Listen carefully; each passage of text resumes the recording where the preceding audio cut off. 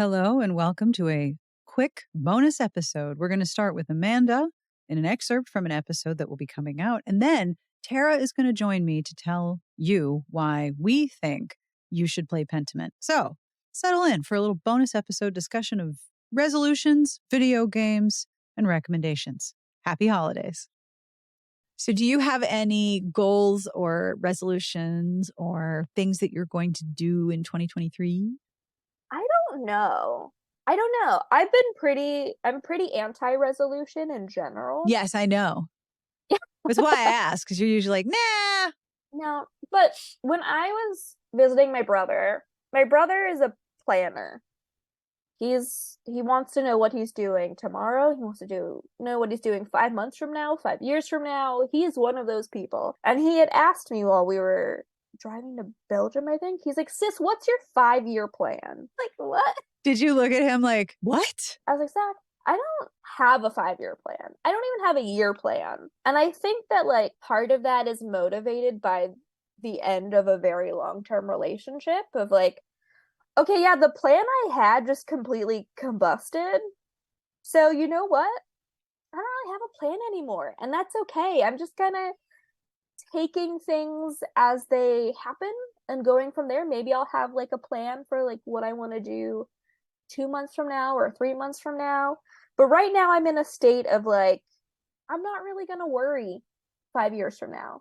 That's not something that I'm going to think about because things can change pretty quickly. Yeah. And I don't feel like I'm in a state where like I'm necessarily like settled enough to think about what 5 years is going. So that's my philosophical answer. And that's what I told my brothers, like, I don't really have one because like I thought I had one and then it just kind of disappeared. So taking it day by day. Getting out of that relationship and the way in which you were saying that, your former partner would attempt to limit what you were doing and limit what you did to yourself and limit the things you wanted to do.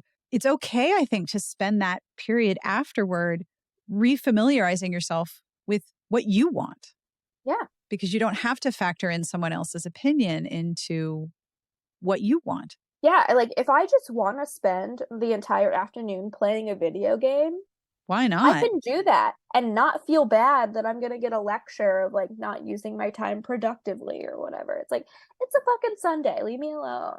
And that is what I did yesterday is I sat on Brian's couch and I played a video game. Oh, which one? I've been playing through Control. Ooh. It's a little spooky, but you play this woman searching for your missing brother. And it takes you to this mysterious building called the Federal Bureau of Control, which it's like the X-Files in a way, which like investigates like paranormal objects or whatever. And the building moves and there's all this weird stuff and you get like powers. Like when you step in, the building names you as its new director. So it's crazy. It's wild. But you can fly around. You can toss couches at people. That was one of the things that sold me on Pentiment. Like, you can pet all the dogs and cats. I think it's important to sell a game on its strengths. So you can throw couches at people is an absolute top tier selling point. Yeah, Brian was like, what are you up to in your game? Like, what's happening? Because they're playing their own game on their computer. Mm-hmm. I'm like, oh, I just have to go and like wrangle this evil TV in the prison section before I can rescue my brother. They're like, what? Do you hear yourself? I have to go and wrangle the evil television. I mean, look, there's things an evil happen. TV messing with people and I gotta go wrangle it. Like, okay. That's amazing. Yeah, so I'm playing through that right now. And then Brian and I started playing a game together on the PlayStation, Tiny Tina's Wonderlands. Ooh. It's a spin-off of Borderlands. It's like a shoot 'em up game, but it's designed like you're playing a D&D game. Oh, that's cool. So there's classes and it's like fun, mindless stuff, but it was nice to like play a video game like together. Yeah. So, but yeah, that's what I did this weekend. That's lovely. Lots of video games. Yeah. Good. Yeah. And also that is productive. You need to rest if you're going to have, if you're going to have work that you are creative and present and happy for, you need to rest. I'm also getting closer and closer to buying Pentiment. Seeing you talk about it, Tara talk about it, the Patreon Discord talk about it. Yeah. Like everyone is on board the Pentiment train. So it is looking into it. So interesting. And I think it really works for me because when I'm burnt out, I'm the most sound sensitive. When I'm tired, when I'm burnt out, I'm the most sensitive to extraneous noise and extraneous talking, and I just want silence. And Pentiment is music, and the characters have text, and so you hear the sort of scratching of a pen on paper, but no like talking. There's no talking, there's no voice acting, and it's actually very soothing for me because I don't have to listen to anything. I can just read, but there's so many little clues in the speech.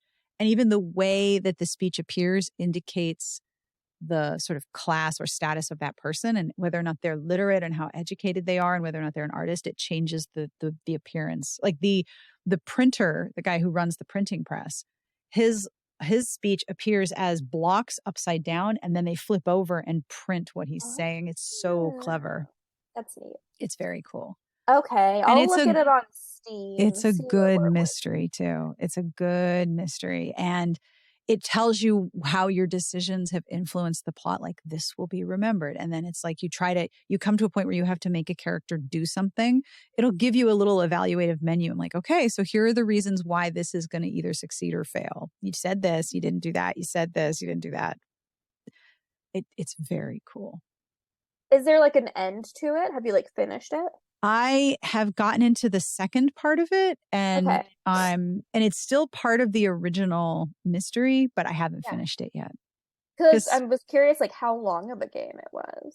I am not the right person to evaluate how long something takes because I'm not very good at figuring. Like, I am still pretty new to different styles of game mechanic, and so I'll be like, well, I want to answer every question. I want to go file, that's me. I'm like, quest. I got to do every side quest before I tackle the main quest. So I'm one of those players for sure. And there's a time limit on what you can do and how long you have to solve the mystery. And in the first part of the game is divided up into the times of day of basically Catholic prayer. So there's matins, laud, work.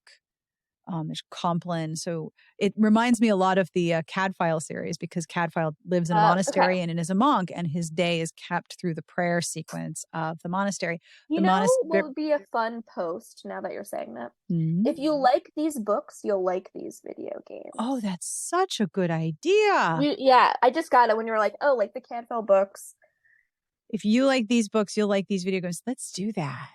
Yeah. You want to work on that? Or vice versa. If you like these video games, you'll like these books. They can kind of, or just pairings of books and video games. Let me add that to my workflow. Tara, I think, would be good at it too. I don't know who else plays the video games, but I love this. Let's do it. I wanted to talk to you about Pentiment because I'm going to do this little bonus episode and try to convince people that this is the most wonderful game with which to spend your holiday time. I could not recommend this game more highly. I totally agree. And I almost pitched you, I don't know, maybe this is me pitched to you just because I'm saying it out loud, but I almost pitched you on the idea of games to play if you're middle-aged and are afraid of games, but you want to play games. Because I feel like this is one of them, right? You don't have to shoot accurately. You don't have to hit anything accurately. I mean, it would have been like a bunch of visual novels and then Stardew Valley. Stardew Valley, but like, little Witch in the Woods. Pentiment. Yeah. So I don't think it needs to exist as a post, but I mean, I do think people need to understand that there are games that you can play, even if you're not a gamer. Oh, yes. And I think Pentiment is such a perfect example of it. Absolutely. But at the same time, it also appeals very much to the people that I know that are like the biggest gamers in my life. Really? Mm-hmm. Oh, I'm married to one. That's interesting. So your spouse plays a lot of games. Yes. And I'm assuming that includes a lot of first-person shooters, quests, everything. Big worlds. We're in space. We're in medieval times with soft shoes and crossbows. And he liked Pentiment too. So you were the one who told me I should play Pentiment. I was like, okay. And then I said, hey, Neil, Sarah says Pentiment is great. And he was like, okay. And he immediately dived in because it's on Game Pass. We have Game Pass for the Xbox. And I think it took him about a week because he was picking away at it versus me. I played it in 2 days because I was like, I'm on vacation, bitches. Let's go back to the 16th century. And I got to go to the scriptorium and draw on some paper. I'm going to pet every dog and every cat that I see. And so he played it and I was there when it was funny. Because I was allowed to be in the room, but he said, don't look at the screen. And I said, okay, as he was going kind of through the end of it. And I was probably doing something on my Switch or my laptop or whatever. And when it was over, he turned off the Xbox and the TV and he burst into tears. Oh, no. And we had a really good conversation where he didn't really tell me much about the story, but at that point he just made it clear that there's a really strong component of the story that is about loss and grief, which makes sense given when it's set. I mean, it's set at a time when like the infant mortality rate was insane. The toddler mortality rate was not good. The childhood mortality rate was also not great. If you made it to kind of that early puberty time, you had a decent chance of living. But then also 16th century, you better hope you don't get a UTI. And so we talked about that. And I went into it knowing that that was a theme, but I had no idea how beautifully and poignantly it would come across. Oh, yeah. It really is one of those, you have to experience it. And I wouldn't say that it is overtly sad. It's not a somber or maudlin game at all. But when you're locating a game so very firmly in the late 1500s to the very early 1600s, you're looking at a time period when, particularly for a very small town in the mountains in Bavaria, life was kind of hard. It was not easy. And it's right at the time. Skips. Yes. And then there's time skips. There's Act 1, Act 2, and Act 3. Should we tell them what it is first? I mean, I suppose. I think the easiest way to describe it as it is a 3-act, like you already said, it's a 3-act murder mystery. Yep. There is a different murder in each act. There sure is. Play a guy named Anders, and he works in the scriptorium at the Abbey. In this like tiny town in Bavaria. And it was at a time when print publishing was starting to be a thing. Like the printing press was around. It was starting to take over, but some books were still being created in monasteries. Yes. And so he's kind of in like, the way they describe it, it's kind of one of those like, oh, this is a dying industry. It's not dead yet, but like, it's not doing the best, which makes sense because like the printing press was one of the most revolutionary things that ever happened in the history of the world. Yes. And that's why English spelling is so weird. I learned this in the history of the English language in college. The printing press was invented and it froze English spelling in place because printing. But then there was a major sound shift in how English was pronounced at that time, shortly after the time of the printing press, which is why we have words like through and rough that are spelled the same but not said the same. So there was this massive shift in the way English was spoken and a massive change in the sounds, but the spelling had already been fixed by the printing press. It was like one right after the other. Isn't that amazing? That's funny because I feel like I learned something slightly, I don't know if it was like different impressions or just the classes that I took didn't cover the same, because I took something about the history of the printing press. Oh, so this is entirely up your street. Somebody made me a game, and how nice of them. I feel like this game is for me. And I think the reasons I like it, because one, it's visually beautiful. Everything is an illustration. All the characters are illustrations. They look like they're in an illustrated manuscript. 2, it's a murder mystery. So you kind of have to figure out what's going on. And 3, there's no dialogue. And I only realized this about myself recently. And it's very ironic considering I'm a podcaster and I listen to a lot of my own audio all the time. But I run out of battery when I'm listening to a lot of talking. Like it takes a lot at the end of the day for me to turn on the television because it's going to be talking and I can't speed it up and I can't manage the sound the way I would like to. The presence of a lot of talking that I'm not accustomed to will wear out my battery. So whereas games are usually something I play to recharge, sometimes I just can't deal with dialogue, and there's no dialogue in Pentiment. It's all music and singing and chanting and sounds, and then everything is told in script bubbles. And I know some reviews that I read were like, it's so boring. You have to read everything. It's like a visual novel. And I'm like, I don't think so, because there's a lot more animation and a lot more interaction than a lot of visual novels I've played. But also it was perfect and relaxing for me. I would agree with that. I think that's fair. To me, it felt like a spiritual cousin to a visual novel. Yes, that's a really good way to put it. About it. Yeah, that's a really good way to put it. Because you're right. There's too much interaction for it to firmly fit within some of those others. But there was still kind of, like I said before, it's not like you're not shooting things. You don't have to have any kind of precision with or directional anything for the most part. Like hand-eye coordination requirements are very low. Thank you. Jesus Christ. I was like, what? What's the term for the thing that you do? What's the term for the thing you do with your fingers? Yeah. There's like some mini games where you like spin something around on an anvil, or you move cookie cutters around. There's little interactive parts, but it's not like a quiz where you have to really think about it or go Google the solution. Like, it's not that intense. Yeah. The hand-eye coordination needs are very low. One of my favorite things about it was, as they're having these interactions, you see all the different things that the game is commenting on, and they are true to the time, but they're also very true to our time. The richness of the history and the way that the presence of the Abbey and the presence of the church and the presence of different educational classes that are made visual in the way that characters talk. The typeface of the characters indicates their education level. And you'll watch it change as Andreas learns more about different characters. I will give one tip. If anyone is thinking of picking up Pentiment, I have one piece of advice that I did not realize until well past Act 2. The story has a time limit. So let me know if this explanation makes sense. I've been really thinking about how to explain this. The story has a time limit. Whichever murder you're trying to solve, there is a time limit in terms of the number of days. And the days in the first two acts are kept according to the monastic rites of prayer, which is, a whole bunch of times a day. There's Compline and Vespers and things like that. But the things that happen in between that, that's when Andreas is sort of wandering around being nosy. You have a time limit in the total time.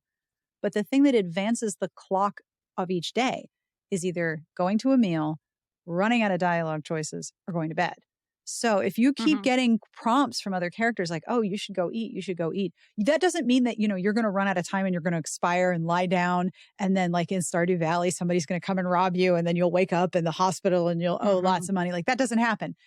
You have time to pursue all of the different dialogue options. The next thing you do is find a meal. So if you want to end the progress that you're making, or you're ready to move on, then you go find somebody to eat with and you have a meal. And some meals come with excellent dialogue, but you don't have to rush and get to the meal. You don't have to rush through any of that, because you can explore all the different dialogue, and that is not going to advance the clock until you eat, run out of people, or go to sleep. That I did not know. And so I just started replaying it thinking, I'm going to take my sweet ass time getting to work. I'm not rushing to the Abbey. I'm not rushing to go get a meal. I'm going to take all of the time that I want and go through all the dialogue options and try to explore all of the things that I want to learn about. Because the more you wander around, there's more dialogue choices. And then you'll reach a point where you don't have any more.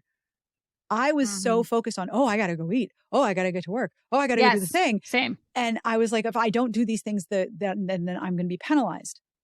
That is not the case. So if you want to really immerse yourself in the game, go explore, go do as much as you want, and then move on to the next big marker in the journal, or whatever major thing you have to do next. You have time. I'm going to yes and that one, because there are also certain choices of, like, as you're investigating, if you go to do something, you see there's someone you can interact with, and it says this is going to take a long time. Yes. Don't do that until you've gone and done everything else you're interested in doing where you don't get told that. Because you might get told that for like 2 or 3 things, but there's going to be a bunch of people you can talk to and a bunch of things that you can do that won't do that for you. And sometimes just like the conversations that you have with villagers or the interactions you have with villagers, even if they don't advance the story, say you do something in Act 1, it might come back in Act 2 or Act 3 as this like little, oh, maybe somebody's life has changed. Maybe your hat shows up in a different place or something like that. Maybe you'll run into 2 naked ladies hanging out together by the waterfall. Definitely just friends. Yeah, absolutely. Definitely. Gal very pals. straight. Gal pals. Yes. Absolutely. Just gals being pals. What's your big recommendation? Don't sweat your choices. Which is the opposite of what I typically would do. And it was something Neil, when I started playing, that was his big piece of advice for me. So really, I'm recycling or regifting advice that was given to me. Which is a good thing, because, you know, you want to walk into this game with knowing as little as possible to let it sort of unfold in front of you. So don't overthink. There's going to be a ton of choices that you have to make. You have to make choices based on like, because Andreas, he went to university before. So what was he studying? That is going to influence a few small things, but it's really not that big a deal. No. And then there's going to be times too where it's like, okay, I'm trying to figure out who did this murder thing. Go with your gut. Yeah. Yeah, I said murder thing. It's no big deal. It's just a little cute little murder thing. A couple little cute murders happen here and there. It's fine. Because ultimately, the game is not about making the perfect choices. This is not a game that rewards or penalizes you. No, because everyone in this game is making very human choices. The team behind this game did such an exquisite job. It's gorgeous. And I was excited to play it again. Like I just started a new game. If anyone is curious, my last game took me about 14 hours and 15 minutes. And I would sink into it and play for hours. Like it's really easy to just get into the game and start wandering all over. It's lovely. It's really is like reading a very, very good book in a world that you want to keep exploring. Do you think it's worth giving any content warnings? That's a good question. Okay, let's see. There is some reference to sexual assault. There is some, but it's not on screen. It's in the past. There is some child mortality that's referenced. Yeah. And there is one scene, I will spoil something. There is one scene where a character is in labor and everything will be fine. I mean, there's murder. And a thing I appreciated. There are executions because this is a medieval time period. Justice was handed out in various ways, some great, some not so great.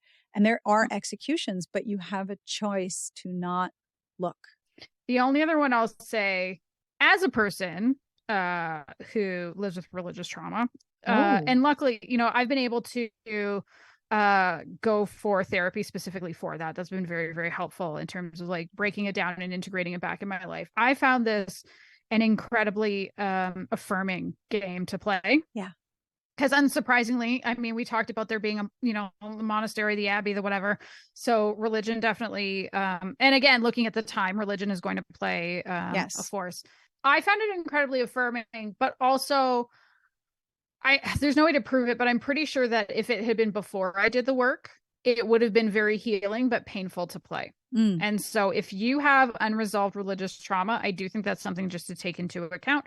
It's probably going to end up feeling a little bit like therapy in a way. Some bits are going to be ouchier than it will be for everyone else. I mean, that was definitely not the experience for Neil when he played.